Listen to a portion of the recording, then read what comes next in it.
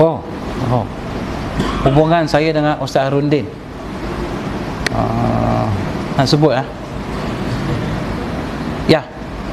Saya sebut tadi kan Ustaz yang buat provokasi dalam TV. Dia, siapa orang selalu tanya siapa dia? Dia lah, nama dia Ustaz Harundin. Dia lah yang membuat provokasi. Dan kemudian saya dijumpakan dengan Ustaz Harundin oleh customer saya di bank. Waktu tu dia memimpin satu usrah di section 14 Petaling Jaya tiap-tiap malam Jumaat. Dan Alhamdulillah saya dapat peluang untuk hadir usrah, kerana walaupun saya bukan Islam, saya pun mula-mula tak tahu apa dia usrah. Customer saya yang ajak saya pergi usrah. Saya ingat usrah ni macam dinner table, makan-makan sembang. Rupanya usrah ni dia sampai-sampai waktu maghrib. Customer saya pula, dia pun dah sampai-sampai, dia terus masuk orang sedang sembahyang dah, dia pun terus masuk. Saya kelang kabut tak tahu buat apa. Sebab dia tak bagi briefing nak buat apa. Jadi saya duduklah. Semua ini sebagai 100 lelaki, 100 perempuan. Saya pula duduk belakang. Tengok semua rukuk, saya pun rukuk. Semua sujud, saya duduk ajalah. Semua bangun, saya pun bangun. Tak tahu apa nak buat. Waktu maghrib lah kan. Lepas maghrib, dia orang dalam usrah tu dia orang baca Yasin, Waqiah, berzikir. Masuk dah waktu yang ni Isyak, solat Isyak, lepas tu suruh makan. Lepas makan barulah mula tazkirah Ustaz Harundin. Secara kebetulan hari pertama saya pergi tazkirah itu, Ustaz Harundin pun baru balik daripada haji. Pada waktu tu memimpin jemaah haji, kumpulan tabung haji. Dia pun baru balik daripada haji. Dan dia pun balik-balik dia bagi tahu, mulai hari ini dalam usrah saya akan gunakan satu kitab yang baru saya beli di Mekah. Nama kitab inilah Dosa Besar. Jadi dia pun dah gunakan. Hari pertama, tajuk yang dia buka dalam kitab tu apa? Dosa yang besar. Apa dia? Dosa syirik. Dosa syirik. Dan hari pertama saya pergi pula, dia cerita tentang syirik. 2 jam dia cerita pasal syirik. 2 jam seolah-olah dia cakap, dia macam dia tuju kat saya seorang aja. Pedemuk kena kat saya. Maksud syirik apa? Sembah selain daripada Allah, yang menduakan Allah, mempersekutukan Allah. Saya waktu tu memang tak sembah Allah, sembah semua selain daripada Allah Ta'ala. Seolah 2 jam tu macam saya tak sedap, tak selesa duduk kat situ. Ya kan, macam mana orang tua ni tahu? Sebab saya duduk kat belakang. Saya bagi tahu dekat yang customer yang bawa saya kata tolong jangan bagi tahu yang saya ni bukan Islam. Sebab tu saya pun pura-pura macam saya pun solat. Yes. Dan itulah bila dah dengar 2 jam dengar tu, dan 2 jam itu pun dah cukup jelas, cukup very clear for me apa yang selama ni saya buat memang tak betul. Selama ni saya sembah selain daripada Tuhan yang sebenar. Saya tahu 2 jam yang Ustaz Harundin sampaikan very clear.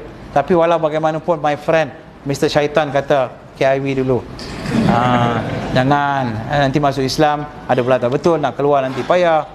So saya nak bagi tahu customer saya, minggu depan saya nak pergi lagi, tolong bawa saya pergi. Dia bawa 4 minggu turut-turut Ustaz Harundin cerita pasal tentang syirik, dan very clear. Ya, kemudian saya pun waktu tu saya tak ingat inilah ustaz yang dulu buat kacau dalam TV. Itu pun dalam 1 bulan Ramadan baru saya teringat, ini dulu orang yang dulu masuk TV kot. Baru tengok muka dia punya muka dia, baru teringat kan. Kata lepas tu saya sempat pergi ke pejabat dia di UKM. Dia waktu tu dekan di UKM, saya jumpa dengan dia, saya bincang. Kenapa ustaz sebut macam tu dalam TV? Hanya amalan orang Islam saja Tuhan terima, amalan bukan Islam Tuhan tak terima. Saya sekarang faham sebab saya dah ikut usrah ustaz, dia kata. Saya dah faham, tapi kenapa ustaz sebut macam tu dalam TV? Dia kata sajalah, dia kata.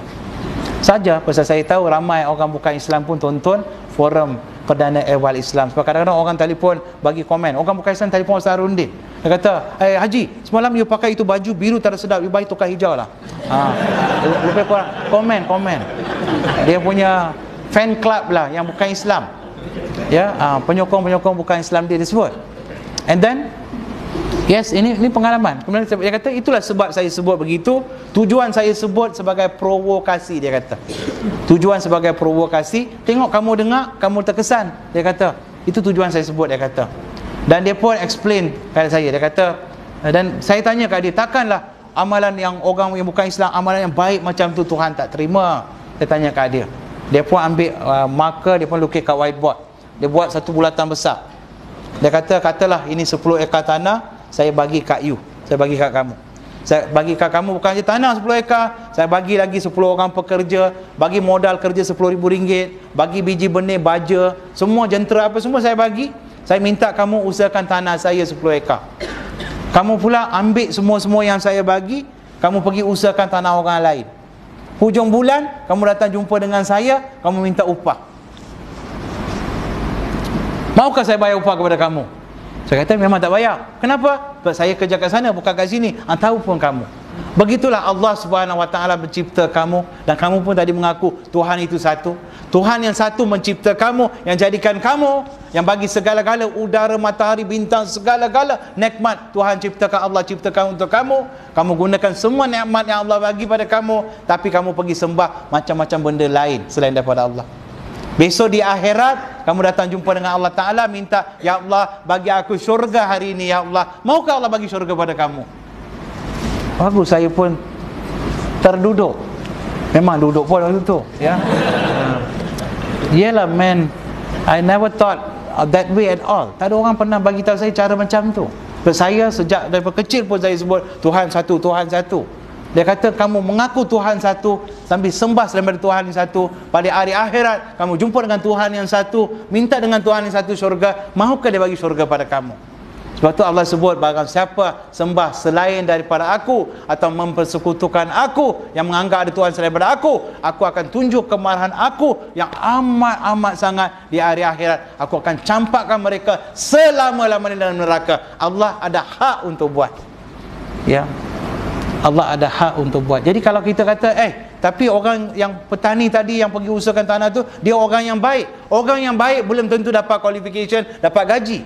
Contoh, saya orang yang baik, kata saya bekerja di sebuah kilang tapi tak pergi kerja, hujung bulan pergi minta gaji, dia tak bagi. Saya orang baik, ya, dia kata memang kau baik tapi kau tak kerja. Syarat untuk dapat gaji, kena kerja. Kena kerja. Bukan orang jadi orang baik akan dapat gaji. Tak ada. Sebab tu orang confuse antara buat tanggungjawab dengan kebaikan yang mereka lakukan. Kebaikan saja. Ada orang datang tanya saya, ini Mahatma Gandhi pergi mana? Dia mati nanti pergi mana? Dia memang baik, saya kata. Kalau disembah Allah, dia pergi syurga lah. Mother Teresa, dia meninggal masuk umur dia 90 tahun, berasal daripada Albania, datang dia bagi abdikan diri dan kerja-kerja kemanusiaan di India. Masya Allah. Dan dia tak pernah berkahwin. Orang yang hebat macam ni mati pergi ke mana? Hebat tak hebat is not the question. Siapa dia sembah? Empunya syurga itu bukan untuk orang yang hebat tak hebat. Kalau macam tu saya pun hebat. Kerana syurga untuk mereka yang beriman kepada Allah Subhanahu Wa Taala yang mencipta syurga. Ya, wallahu alam. Ya, sebab itulah bila saya dengar hujah begitu, saya kata, Ustaz, saya takut mati di luar iman, saya nak masuk Islam. Ya, kemudian dia kata, okey, besok kita ada usrah, esok malam datang kita buat pengislaman. Dan 8 Ogos 1991, saya betulan hari keputeraan saya pun malam itu, saya mengucapkan 2 kalimah syahadah di hadapan Ustaz Arundin, dan dia yang sebenarnya bagi saya nama Muhammad Fitri Abdullah. Dan saya pun tak pernah tanya apa benda Muhammad, apa Fitri, apa Abdullah, ambil sajalah free of charge, tak bayar kan. Alhamdulillah, secara kebetulan Muhammad yang benar, sekena pula dengan nama saya lama Dharma. Dharma maksudnya yang benar. Ya, nama saya lama Dharma Silan. Ya, fitrah. Ya, fitrah.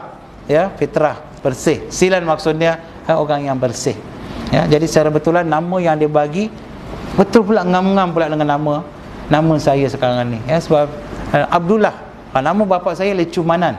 Ya, Lecumanan ni siapa? Hamba kepada ataupun adik kepada Tuhan Rama, hamba Tuhan. Ya, kalau terjemah dalam bahasa Arab, Abdullah. Ya, ngam-ngam lah. Jadi mak saya bertanya, kenapa kau tukar nama bapa kamu? Tak tukar, cuma translate saja. Bapa tetap Mr. Lecumanan sampai hari kiamat, tak akan berubah. Don't worry. Cuma saya selalu pergi negara Arab, saya kena pakai nama Arab. Balik rumah, you pakai nama apa mami, no problem. Tak ada masalah. Ya, insyaAllah, Allah alam. Ada soalan lain tuan-tuan?